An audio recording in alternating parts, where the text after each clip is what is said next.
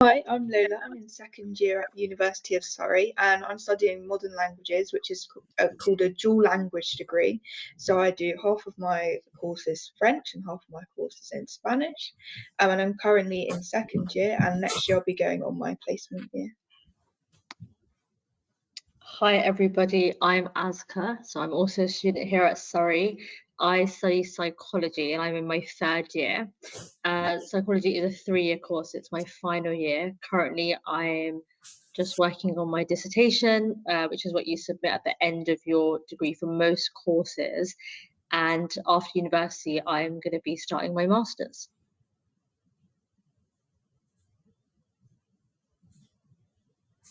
Fantastic, thank you both.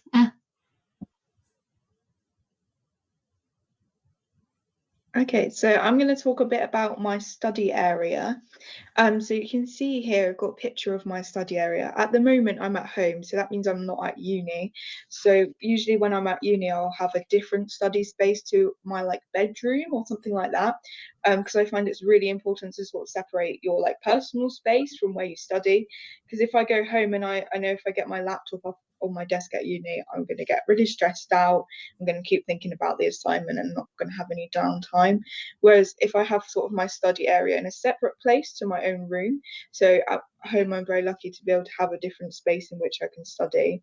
And I also have sort of a second monitor screen you might be able to see in the background. I find that's really helpful to be able to sort of divide my work up so I can see sort of a piece of paper or some guidance on one of the screens and then some of my other work. So say for example I had some keywords on one screen or keywords on something else on a laptop, but you could also do this by sort of writing some keywords on paper, or if you have sort of a printer, you might be able to print some of the other information just so you can have sort of a balance between different things.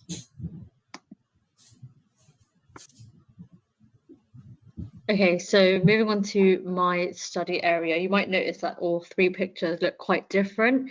That's because, quite similar to what Lola said, I always like to work somewhere that's not my bedroom. I feel like it's really a big battle of self-control if I'm working that close to my bed, or I'll just start getting a bit too relaxed. And I like to set my study zone a little bit separate. My favorite place to study is usually the library, because I often like to be in a quiet space. And luckily, there's a lot of libraries near me. So what I would do is sometimes I'll go to the university library, which always is a nice because you can work with friends, or sometimes I'll go to a library that's near my home. Either way, I'll just try to go to somewhere that's quiet, and I try to have not too cluttered of a workspace, as I feel like that helps me focus. Most of my work is usually on my laptop, so that kind of helps because I don't have a lot of paper. But either way, my main thing is just going to the library and having a kind of change of scenery each time. So I pick between different libraries near me.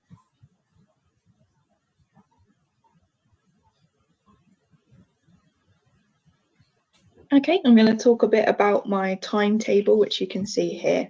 So you might be able to see there's sort of different colours in it. So I think it's really important, first of all, to have a balance between what you're doing. So you're not just sat at a laptop all day long or with your notes all day long and you get stressed out, or maybe so you find something confusing and you're worried about it. I think it's really important to have sort of breaks.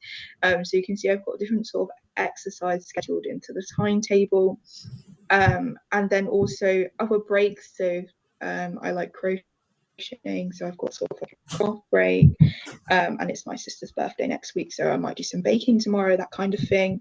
And then also we've got other things that I might have on. So I had like an online meeting to discuss my year abroad on Monday, so I put that in the timetable.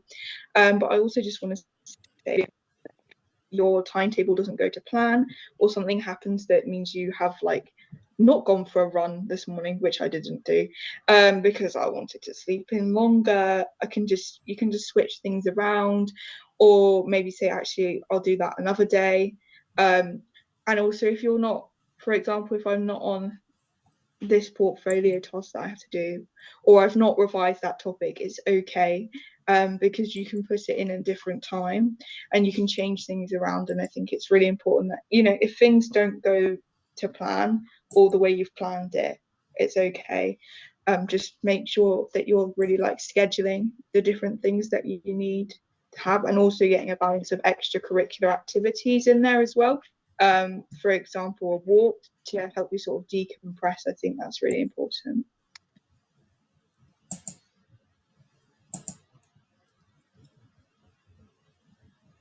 Okay, so my timetable, I often like to go for a daily timetable, as I like to take it day by day which tasks I'm doing, so that the night before I kind of have a sort of checklist ready for me.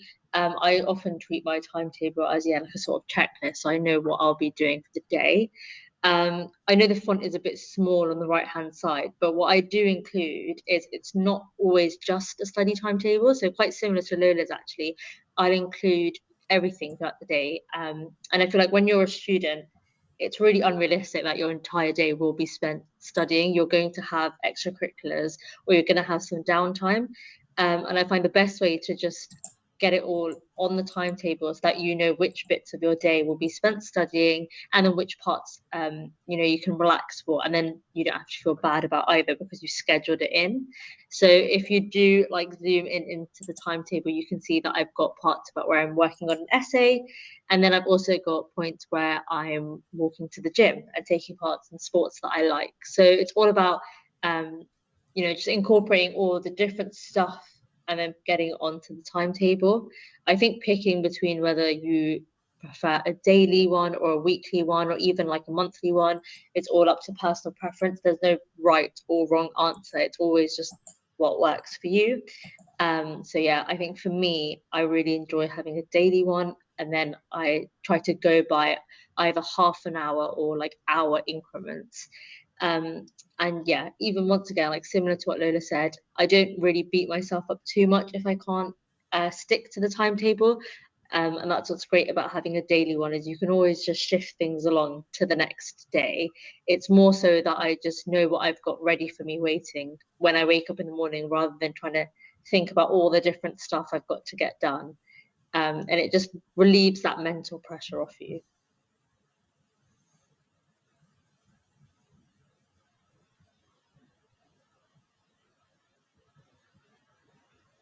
Okay, so I'm now going to talk about an example sort of a revision tool. This is mainly how I plan sort of different essays as well, but also if you're planning your revision, I think it's good to plan your revision before you start actually revising, because you might think, I remember when I did A levels, tended to just sort of switch between things. So I would be like on an exam paper for this subject, and then the next second I'd want to go to another subject, which I found really not very helpful. But this is sort of an example of like a plan or some ideas of things to revise and add to different things.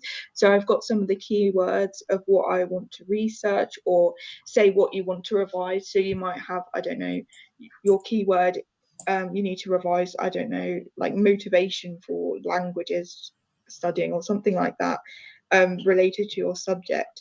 Then you can have I've got some of like the key points for this sort of topic. So what is the impact of the workload on teaching, for example? What is the importance of target language teaching, that kind of thing. But I also have sort of arrows here to sort of explain what kind of things I want to revise in relation to a topic. So you could start with your topic and then put what you want to revise relating to that. So the importance of this, and then, okay, I'm going to research this or I'm going to revise this. And that's also relative to that. So that's sort of like something that's relative to this topic, but maybe it's another topic, for example, in A level study. And then I'll just sort of go through points and just sort of add different sections to the points. And I find using sort of arrows helps me to sort of like not get everything all sort of cluttered in my brain, and to sort of process the different points rather than just having them written next to each other. I think that personally for me that works really well. And then just also sort of revising sort of keywords and key points as you keep going on.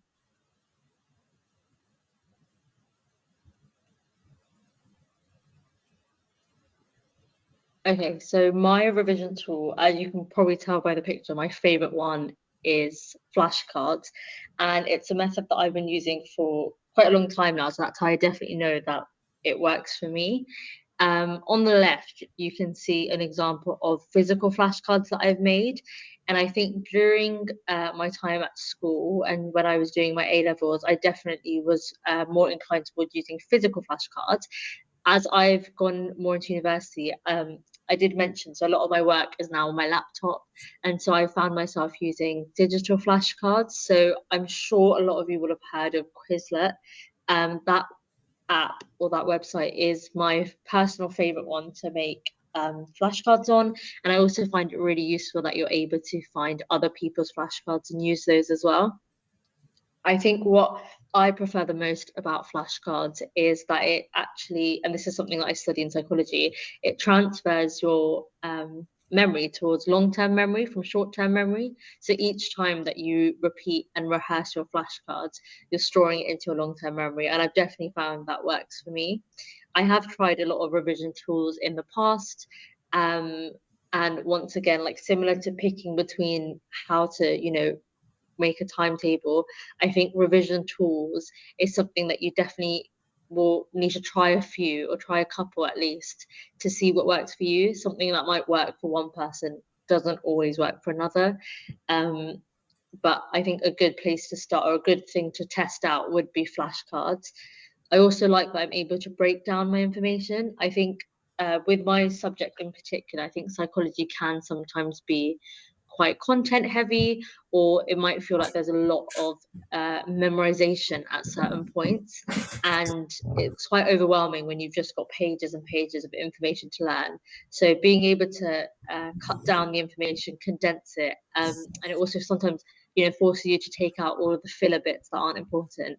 It means you're really just learning the core information. I think that really works for a subject like mine and quite a few subjects, and quite a few friends that I have in other subjects as well really do swear by flashcards. So yeah, I'd say that's my like go-to revision tool.